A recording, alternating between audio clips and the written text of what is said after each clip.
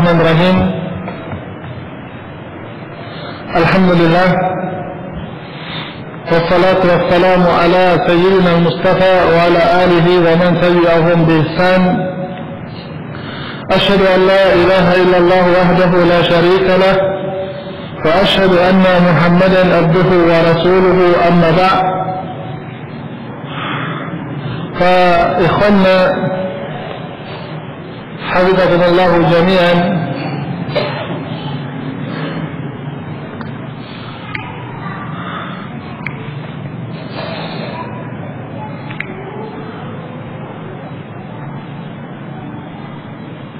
pada pertemuan kita, atau kita lanjutkan insyaallah pertemuan kita yang terkait dengan pembahasan Kitabun Nikah dari kitab Syarah atau kitab Umdah Al-Fiqh Al-Maqdisi rahimahullah ta'ala, yang dimana kita telah menyebutkan di bahasan kita sebelumnya pembahasan tentang asyurut fi nikah. Ini beberapa syarat yang diberlakukan pada suatu akad pernikahan. Ya, telah kita terangkan kemarin, walillahilhamd ta'ala, bahwa al-asal atau hukum asal, ya pemberlakuan syarat baik itu dari wanita ataupun dari pihak laki-laki, ya pada suatu akad pernikahan, yang hukum asalnya adalah hal yang diperbolehkan dan lazimnya wafa, dan konsekuensinya adalah memenuhi syarat tersebut. Ya, adapun ya pada kondisi tertentu setelah terjadinya pernikahan salah satu pihak wanita atau laki-laki yang tidak dapat memenuhi syarat yang dikemukakan sebelum pernikahan, ya semisal seorang misalnya wanita ketika menikahi mempersyaratkan agar suaminya tidak menikah lagi, kemudian suaminya menikah lagi. Pada keadaan seperti ini, si wanita memiliki hak al-khiyar. Ya, si wanita memiliki hak khiyar, hak untuk memilih apakah dia tetap bersama dengan suaminya walaupun suami sudah melanggar syaratnya, ya ataukah dia memutuskan hubungan pernikahan dia dengan suami dia, al-fasakh. Ini terkait dengan masalah ketentuan pada pemberlakuan syarat pada pernikahan. Dan telah disebutkan oleh dia rahimahullahu ta'ala beberapa misal di sini.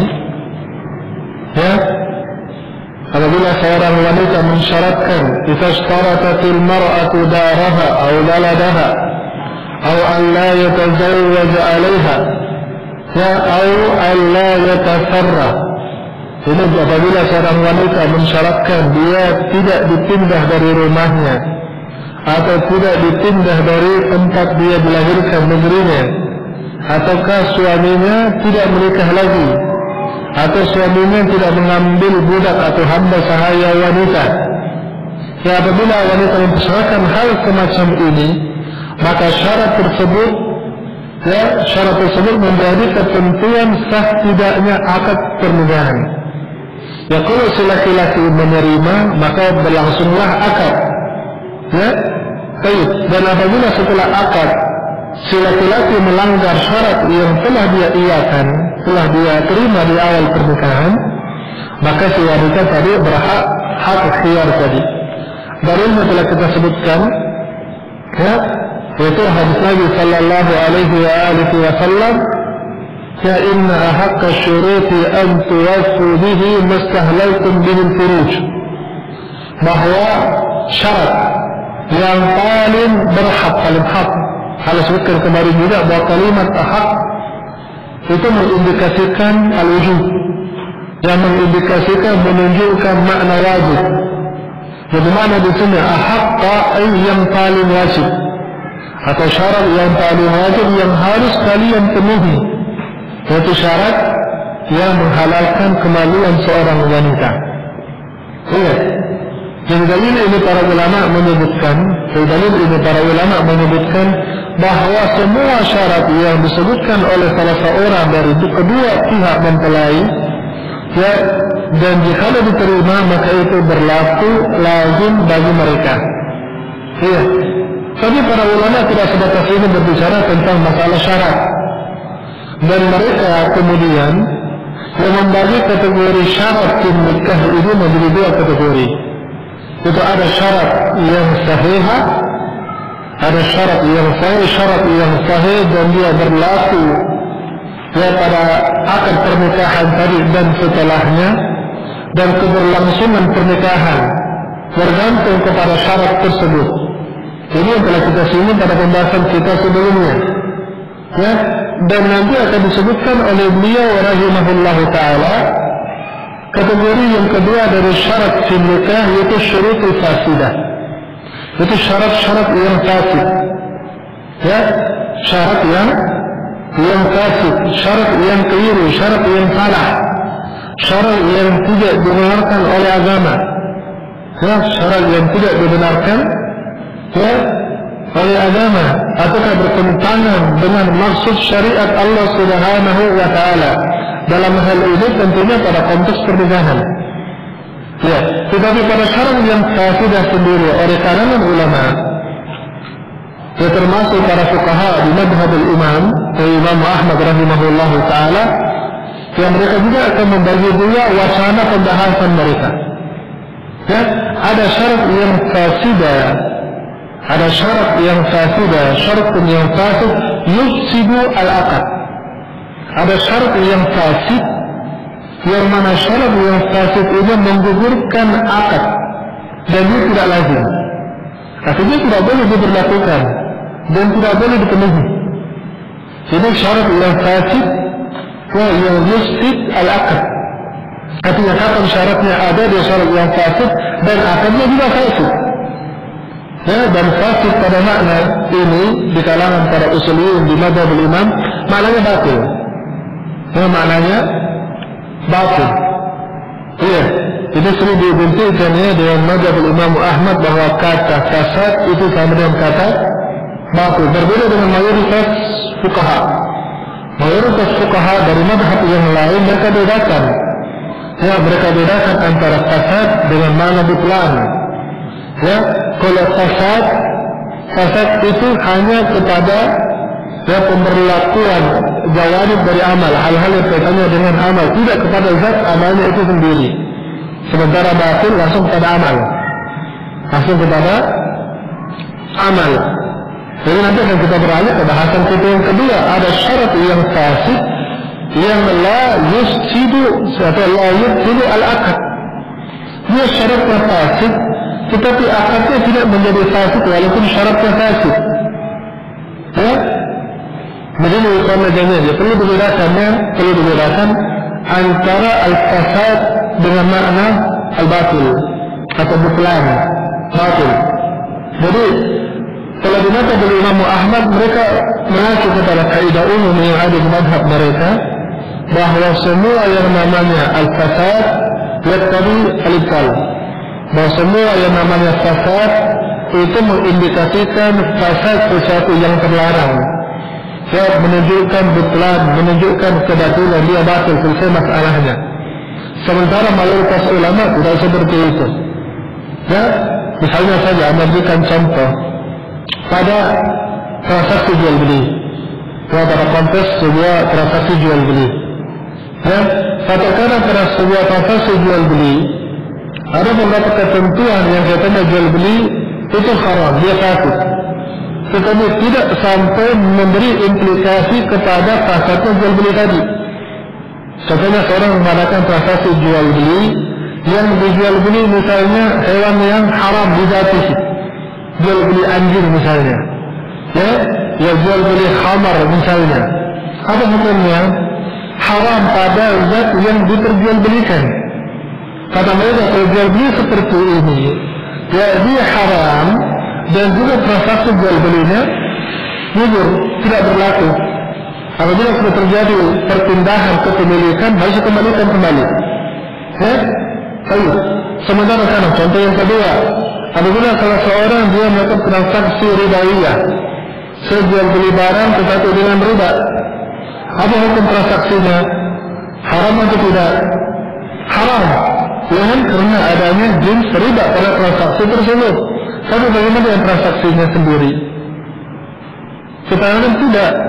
Ya, transaksi itu tetap sah, berlaku. Hanya saja pelakunya dosa. Kalau bagaimana dari Imam Ahmad disamaratakan.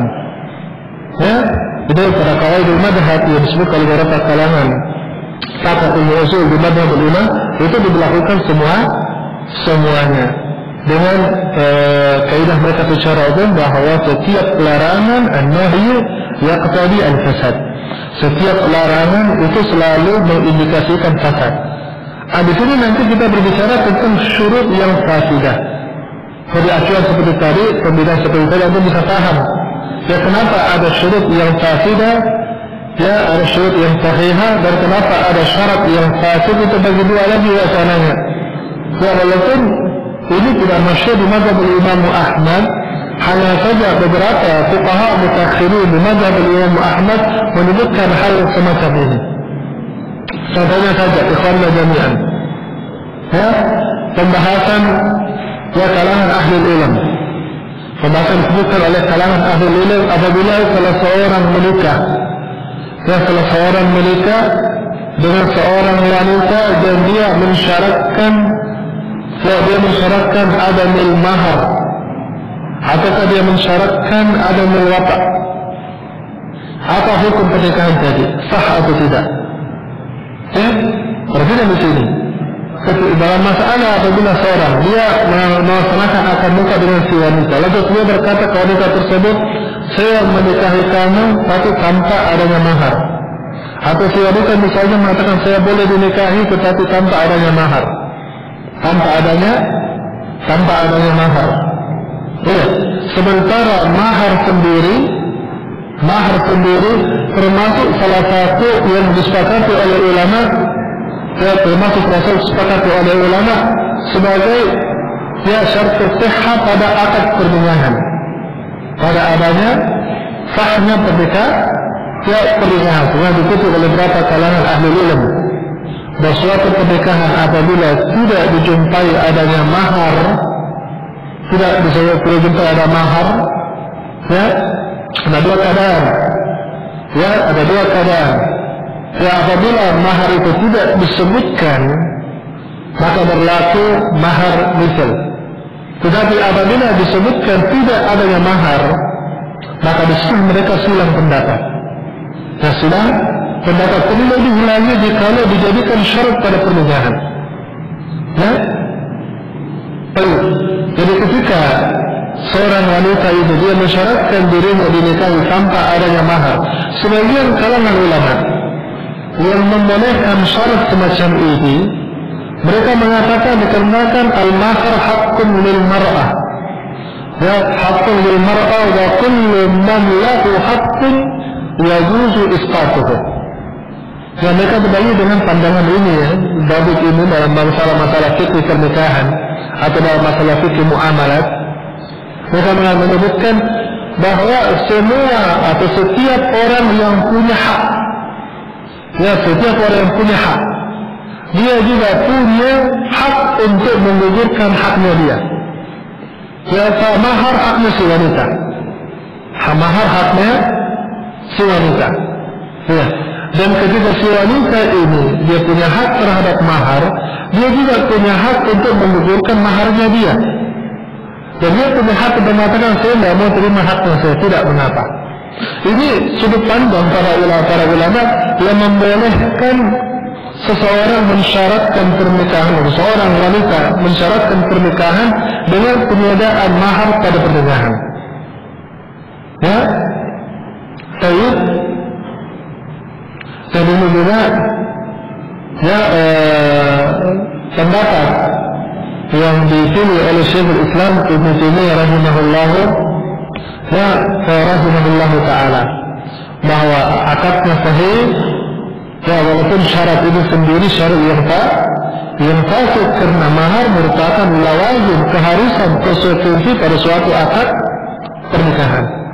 Adapun para ulama yang mengatakan syarat ini tidak sah dan akadnya tidak sah, kata mereka karena kata salah satu di antara syarat pernikahan atau rukun pernikahan atau satu yang lazim pada pernikahan tidak dipenuhi, maka pernikahan itu gugur dengan sendirinya. Kata mereka termasuk di antaranya mahar tadi.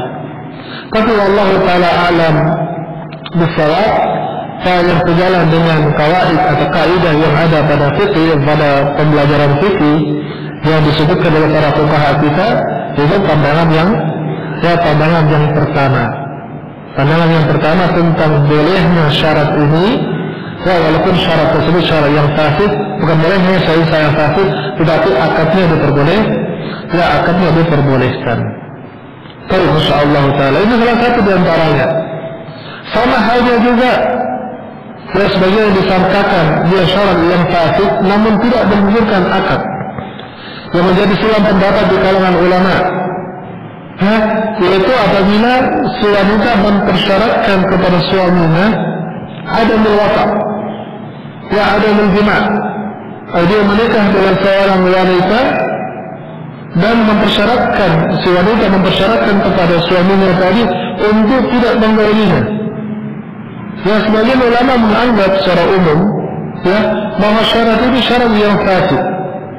Karena salah satu di antara maksud syariat adanya pernikahan, maksud syariat pada suatu pernikahan adalah al-wata, adanya jaminan hubungan antara suami dan istri. Ini salah satu maksud pernikahan. Sementara si wanita ini mempersyaratkan adanya al-wata. Kalangan Syafi'iyah atau sebagian kalangan Syafi'iyah menyebutkan, syarat ini tidak mengapa apabila yang mempersyaratkan si laki-laki sebenarnya. Misalnya dia menikah dengan seorang wanita, misalnya antum nikah dengan wanita, kalau mengatakan saya nikahi anda, saya mempersyaratkan pada diri saya sendiri untuk tidak menggauli anda. Sebagian ulama Syafi'i mengatakan itu tidak mengapa, dengan persepsi bahwa hubungan intim ini hak bagi si laki-laki, hak bagi laki-laki, dan sahibul hak dalam menegurkan haknya. Yang kedua pandangan yang keliru. Dia berkata firman Allah Subhanahu wa taala, antum libasul lahunna wa hunna libasul lakum. Itu tidak, bahwa kalian laki-laki adalah pakaian bagi si wanita, dan wanita pun demikian halnya. Artinya interaksi hubungan intim suami dan istri itu timbal balik. Jadi bukan cuma suami yang butuh al-wata hubungan ini, istri juga butuh. Jadi kalau suami mensyaratkan, belum tentu kita katakan ini syarat diterima.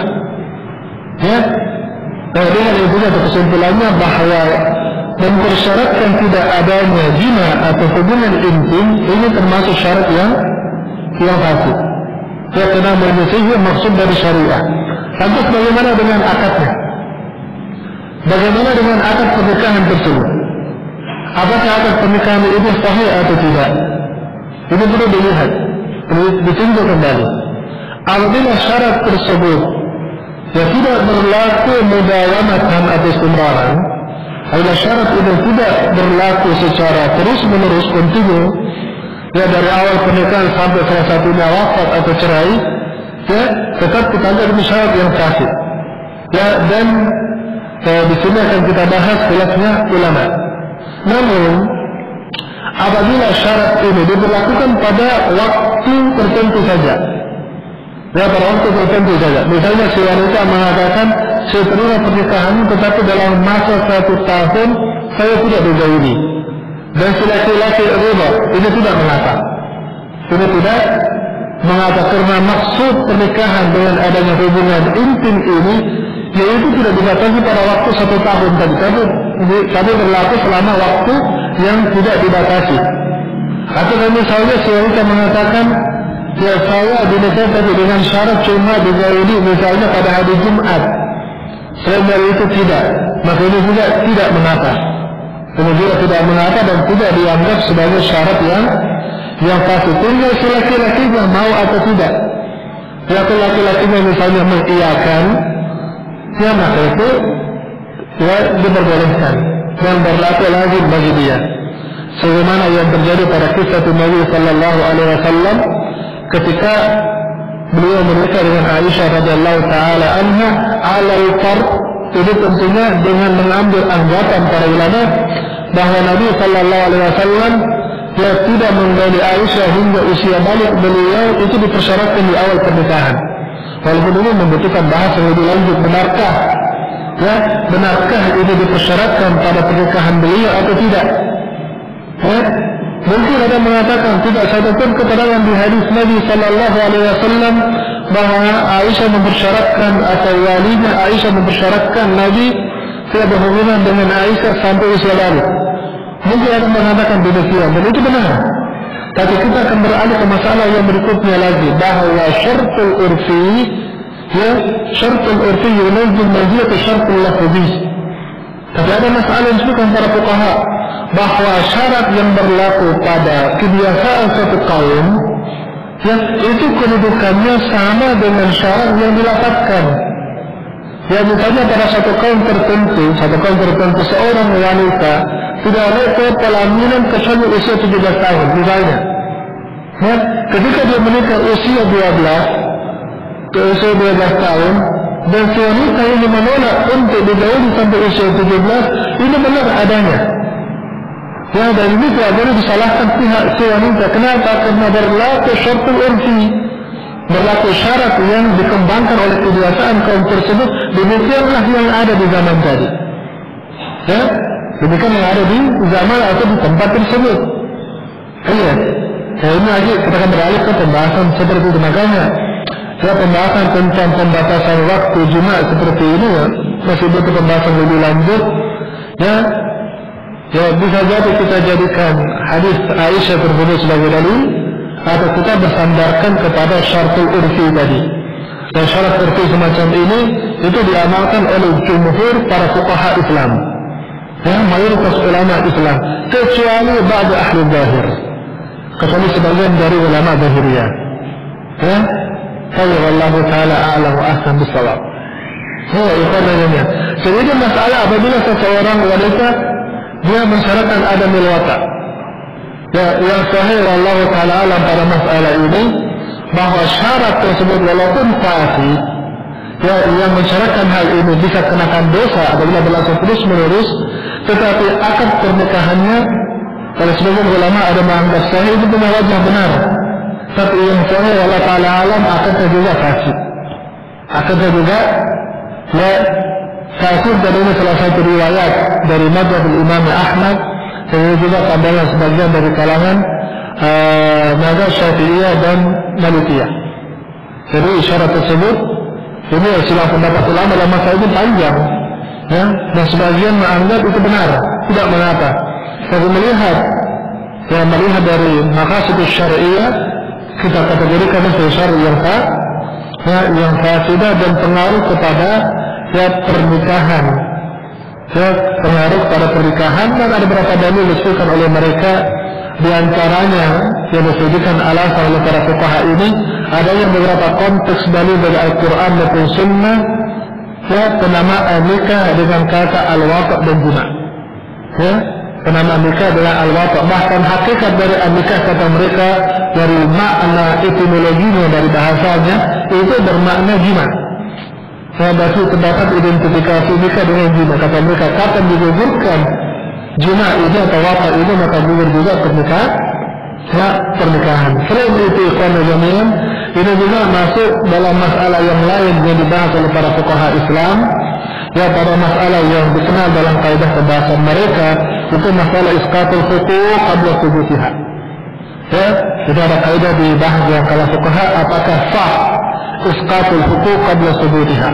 Bolehkah seseorang yang dia menggugurkan haknya sebelum hak itu dimiliki?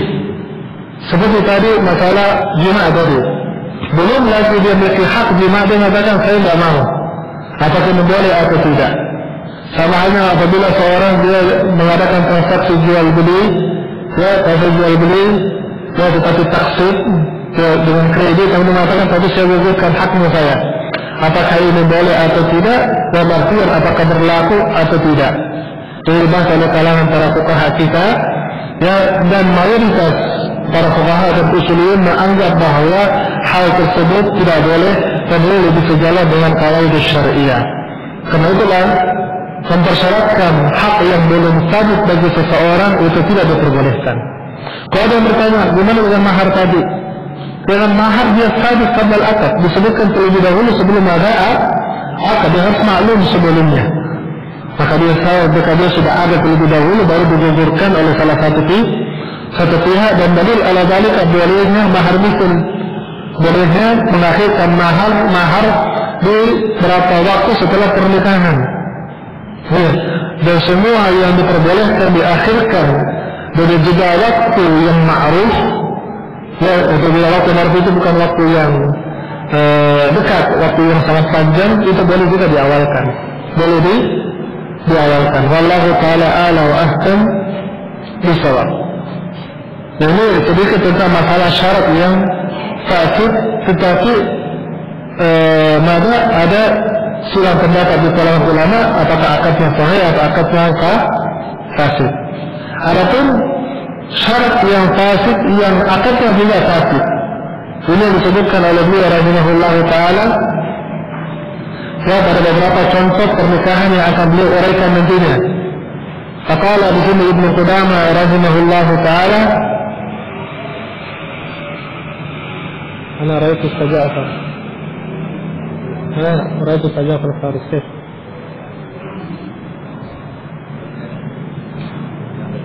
هل انتهي كيف؟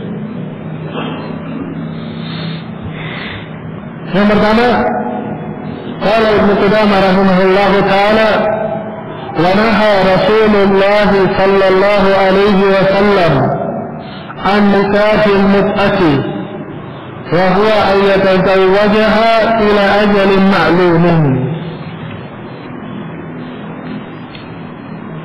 وإن شرط أن يطلقها في وقت بعينه لم يصح بذلك.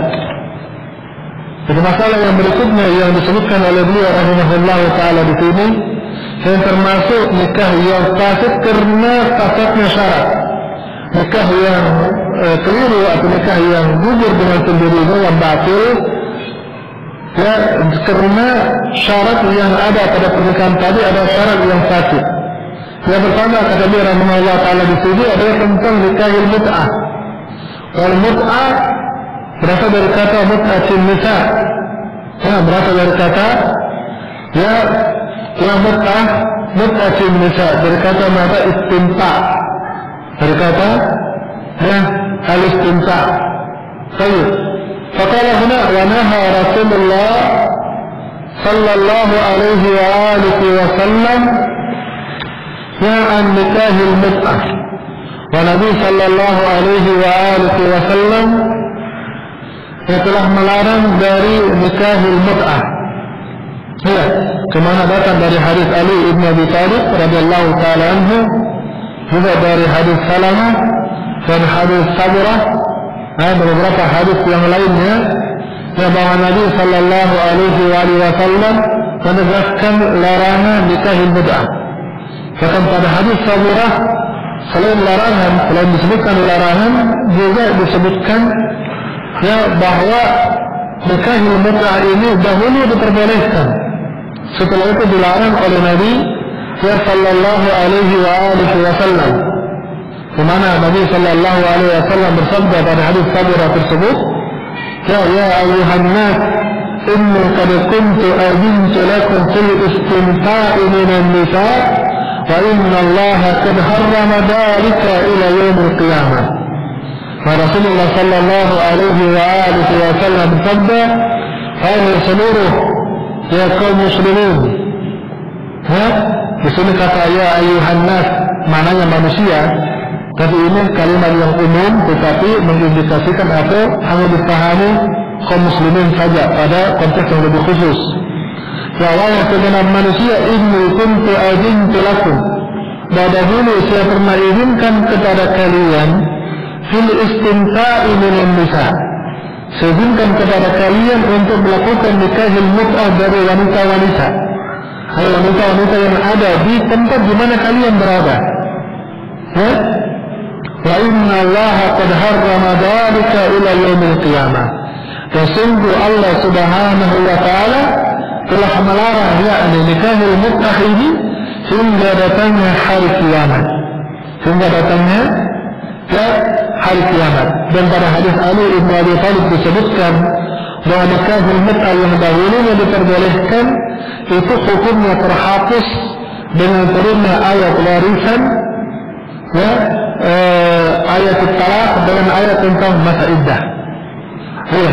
Dan ulama dalam masalah juga mereka silang pendapat apakah nikahul mut'ah ini diperbolehkan sekali aja ya lantas dihapus, dinasakh. Ada mengatakan diperbolehkan lantas dihapus hukumnya, setelah diperbolehkan lagi lantas dihapus lagi hukumnya. Ada pendapat seperti itu. Ya, karena itulah juga ikhwan jami'an tentang pengharaman nikahul mut'ah, ya, yang merupakan pendapat mayoritas ulama atau sebagian besar kalangan ulama. Sebagian ada mengutip ijma', dan perlu diperhatikan lagi ijma' ini, konsekuensi ini. Ya, nah, apakah benar ada ijma' pada pengharaman nikahul mut'ah atau tidak? Karena diriwayatkan dari Abdullah ibn Abbas dan beberapa orang dari murid-murid beliau, ya, seperti Atha, seperti Tawus dan Ibnu Jurayj, dan juga ya, ada hikayat dari beberapa tabi'in yang lainnya, yang mana mereka berpendapat bolehnya nikahul mut'ah, ya, bolehnya nikah ya al-mut'ah. Karena juga diriwayatkan beberapa orang sahabat, tetapi ikhwan jami'an, ya, sebagian sahabat yang berpendapat boleh nikahul mut'ah itu juga diselisihi oleh sahabat yang demikian banyaknya yang berpendapat tentang pengharaman. Ya, kalau kita mengkaji lebih jauh dalilnya, mungkin kita mengatakan bahwa hadis-hadis Nabi Sallallahu Alaihi Wasallam tentang pengharaman nikahul mut'ah, ya, itu menjadi hakim pada perbedaan pendapat di kalangan sahabat tadi. Ya, artinya bahwa dalil-dalil ini lebih menguatkan pengharaman. Hanya saja sedikit tanggapan bahwa klaim ijma' perlu ditelusuri lagi. Nanti kita akan berbicara tentang masalah ijma'. Apakah ijma' ini boleh diklaim adanya ijma' sementara ada khilaf sebelumnya? Ya, itu ada bahasan di para ulama ahli usul tersendiri, dan ada silang pendapat yang rada kuat atau agak kuat di kalangan mereka.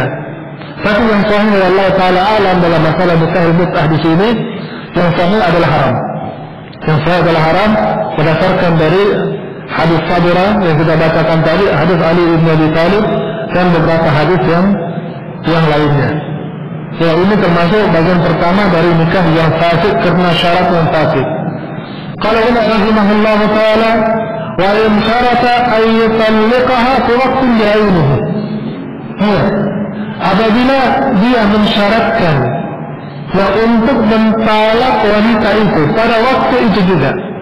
Saya mengatakan saya nikahi anda, ya, dan saya mensyaratkan at-talaq pada saat itu juga.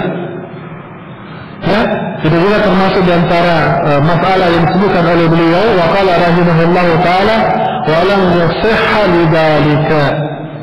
Walam yasih lidzalika, dan dikhawatirkan masih masuk dalam kategori nikahul mut'ah.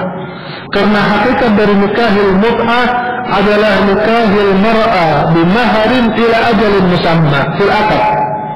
Perbedaannya karena pada nikahul mut'ah itu adalah nikah yang disebutkan ya, yang pada suatu akad diberikan mahar kepada si wanita, tetapi disepakati pada kadar masa tertentu ketika itu dijalani. Setelah masanya sampai maka berakhir dengan sendirinya.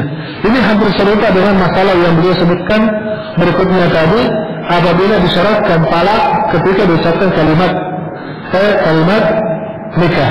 Jadi nikahul mut'ah ikhwan jami'an tidak mesti disyaratkan adanya dukhul. Ya, tanpa dukhul itu juga masih masuk kategori nikah ya nikahul mut'ah.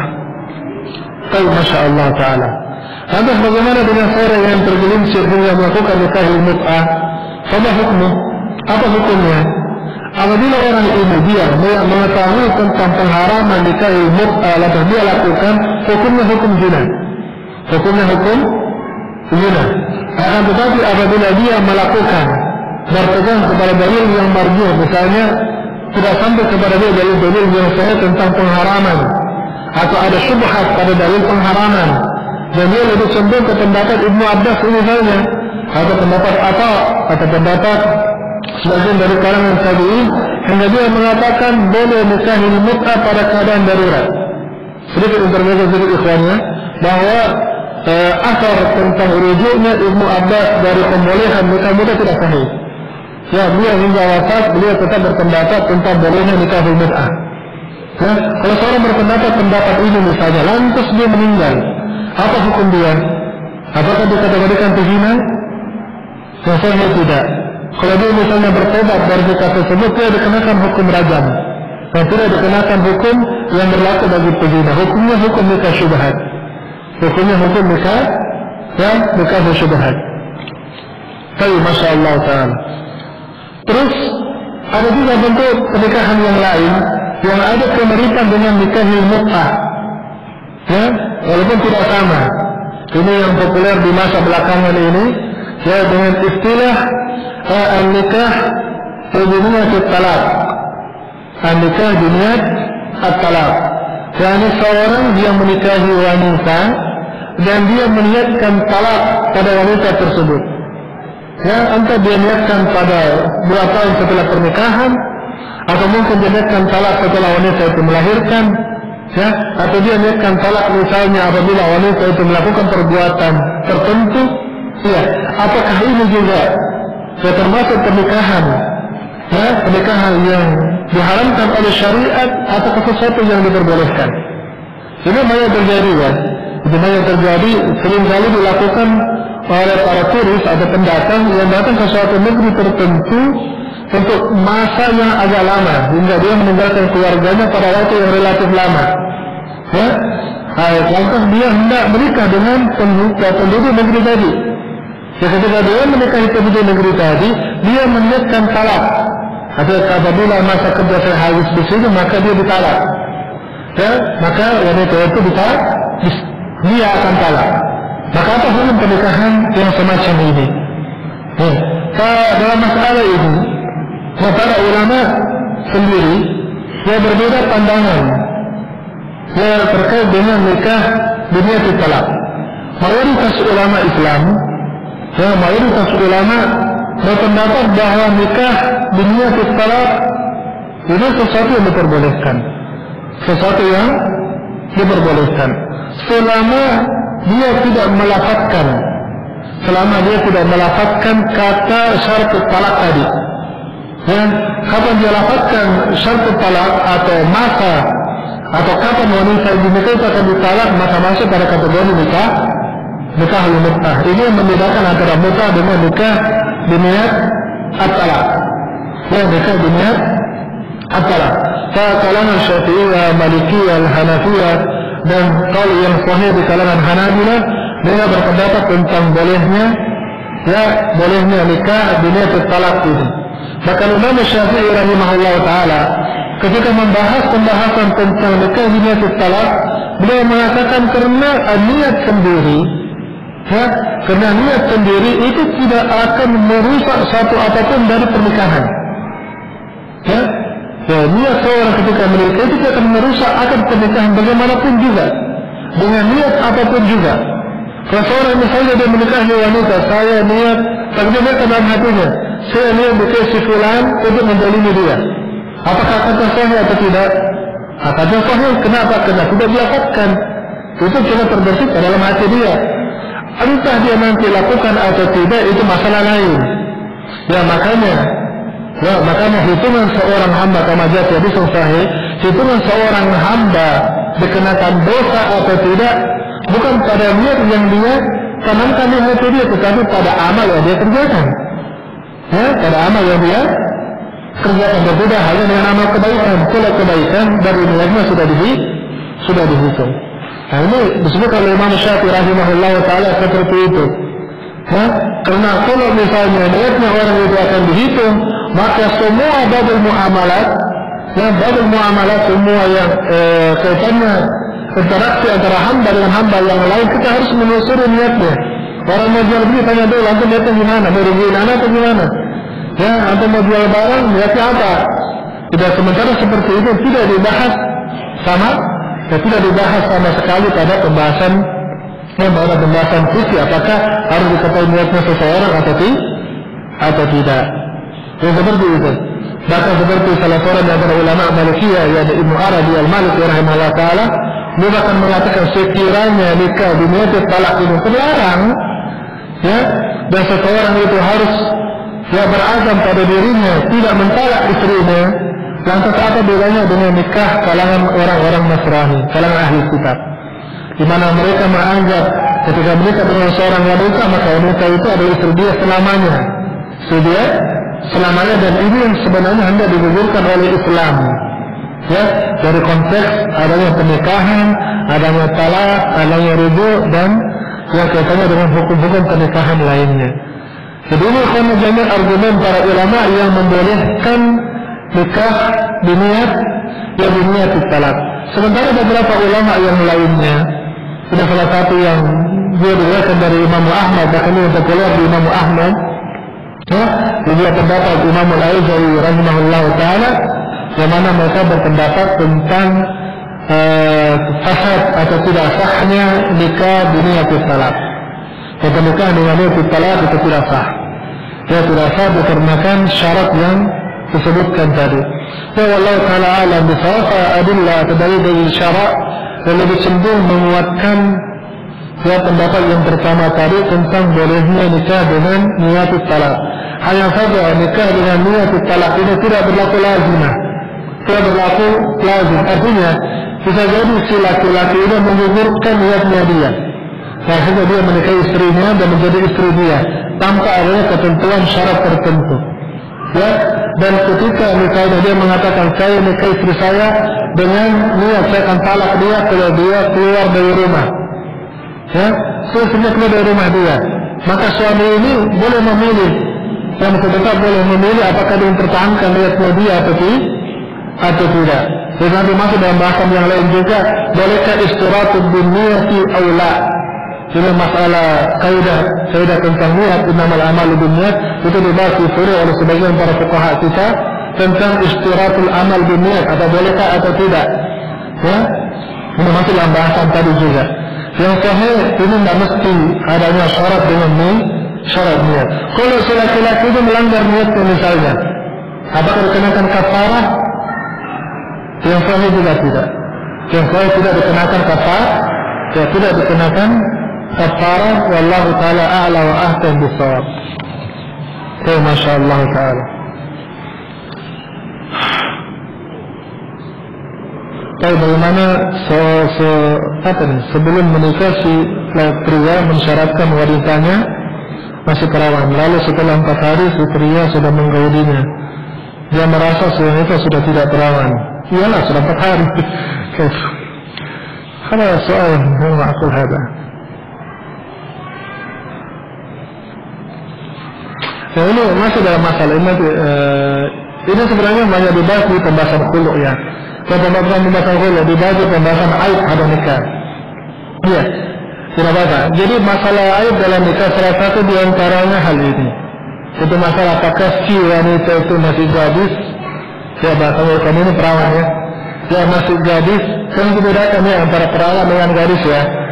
Ya, karena seorang wanita bisa saja dia masih gadis, tetapi keperawanannya hilang kena kecelakaan, atau kena operasi, atau kena penyakit tertentu, atau kena bawaan sejak lahir. Jadi kalau bisa tentang perawan. Kalau masalah gadis, habis berapa maknanya? Artinya dia belum pernah menikah dengan nikah yang itu definisinya madhabnya kita. Termasuk di sini apa? Dia menjaga diri sejak dia masih kecil, ataukah dia pernah tergelincir pada perbuatan maksiat, lantas dia bertobat dengan taubatun nasuha. Dia bertobat dengan taubat an-nasuha, lantas dia meninggalkan perbuatan tadi. Maka ini masuk kategori pada kategori gadis. Ya. Cuma sayangnya ya, sebagian kaum muslimin, kita nggak sorot di sekenanya, sebagian besar kaum muslimin memahami makna al-bakara di sini atau kegadisan, keperawan, para pemahaman yang sempit. Nah, hanya menganggap seorang yang gadis itu yang bila mana si anak ini sejak kecil di kamarnya dikurung oleh bapaknya, besar atau dia nikahi. Nggak seperti itu. Jadi seorang wanita yang menjaga diri, ya, atau yang pernah tergelincir lantas bertobat, ini masuk dalam kategori ini. Iya. Baik. Terus kita bahas masalah tadi, masalah aib fi nikah tadi. Sebagian ulama memang memasukkan, ya, di antara aib fi nikah masalah seperti ini. Masalah ya seperti ini. Iya, bahwa aib fi nikah apabila dia menikah ternyata si wanita mengakui dan mengatakan bahwa saya sudah tidak gadis lagi misalnya. Ya, apakah ini termasuk aib atau tidak? Nah, termasuk aib. Apakah boleh fasakh? Ala khiyar. Si laki-laki boleh melanjutkan, boleh juga dia membatalkan pernikahan saat itu. Tetapi sebagian ulama mensyaratkan qabla dukhul. Ya, sebelum dia menggauli si istri. Sebelum menggauli istrinya. Ya, misalnya malam pertama belum lagi bersentuhan, istri sudah ngaku duluan. Nah, seperti ini si laki-laki ada khiyar. Tapi dengan kasus seperti ini 4 hari, 1 hari wallahu ta'alam, dia kayak minum obat. Terus setelah 4 hari dia mengatakan istri saya sudah perawan. Kalau istrinya membantah misalnya, dia mengatakan tidak, saya masih gadis, dia mengambil keperawanan saya, suami saya. Dihadapkan ke seorang hakim, fal qawlu qawluha. Kalau dihadapkan kepada seorang hakim, ya, maka pendapat yang dipegang diambil pendapat si wanita. Pendapat si wanita bahwa si wanita ini masih gadis. Ya, dikarenakan hukum asal pada suatu pernikahan, si wanita itu masih selamat. Si wanita itu masih seorang yang terjaga kehormatannya. Ya, masih terjaga kehormatannya, baru dilangsungkan pernikahan. Sementara kalau si laki-laki ini menyelisih hukum asal, dia menuduh istrinya telah melakukan perbuatan keji, perbuatan fahish, perbuatan zina, maka si laki-laki ini dia harus mendatangkan saksi atau bayyinah. Ya, kalau dia bersikeras dengan ucapan dia, istri saya tidak gadis lagi, dan dia tidak bisa mendatangkan saksi, dikenakan bagi laki-laki ini hukum qadzaf. Ya, kalau dia tidak datangkan saksi, dikenakan hukum cambuk 80 kali. Iya. Jadi seperti ini.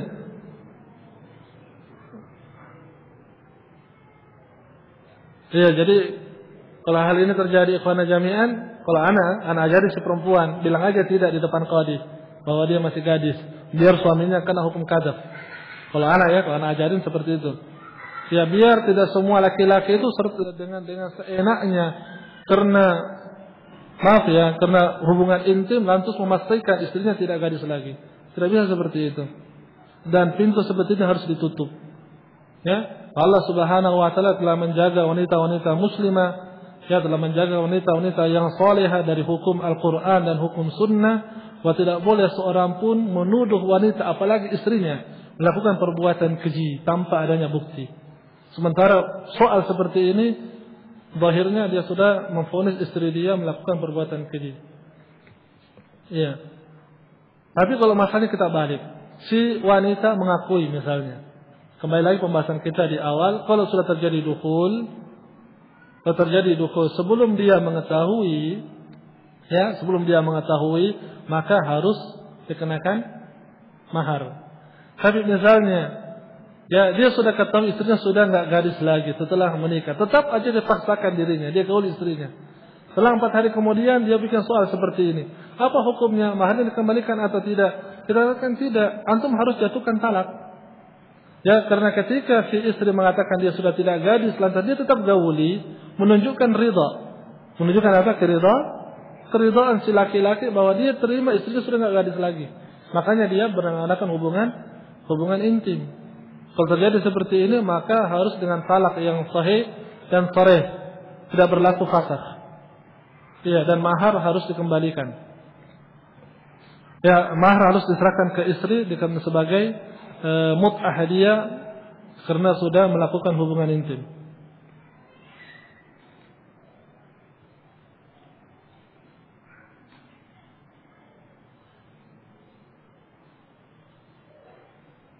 Assalamualaikum. Ibnu Abbas membolehkan nikahul mut'ah. Pembolehan Ibnu Abbas nikahul mut'ah keadaan darurat ini juga hadisnya enggak sahih. Asarnya enggak sahih. Bila pembolehan secara mutlak. Ya. Adapun riwayat bahwa beliau membolehkan pada keadaan perang, pada qillatin nisa, perang, pada perang wanita tidak ada atau kurang wanita muslimah, ini soalnya asarnya tidak sahih. Beliau yang ada dari Ibnu Abbas itu pembolehan secara mutlak. Walaupun itu pendapat yang keliru. Ya, itu pendapat yang keliru, bahkan berkata sebagian sahabat, apabila Ibnu Abbas melakukan nikah mut'ah la rajamnahu. Kalau Ibnu Abbas melakukan perbuatan tersebut, niscaya akan kami rajam beliau. Apa ini? Asyartul urfiyah. Baik, naktafi lahuna ikhwana jami'an. Ya subhanakallahumma bihamdik, asyhadu an la ilaha illa anta astaghfiruka wa atubu ilaik.